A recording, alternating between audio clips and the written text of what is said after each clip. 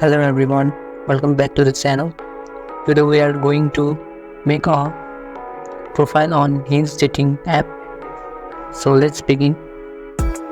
First open your Hinge app on your mobile. Sign in using any of the option.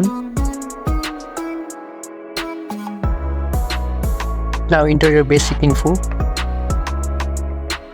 Edit profile.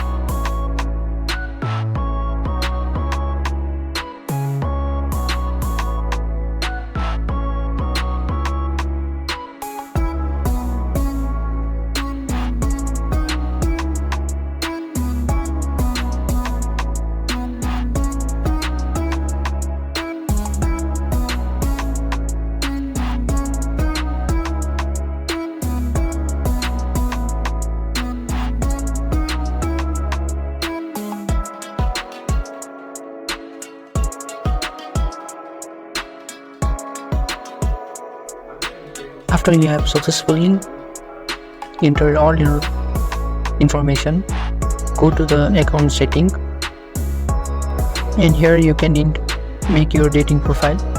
Fill all the information and make your dating profile on Hinge. If you like this video, give a like and subscribe to this channel for more video like this. See you in the next video.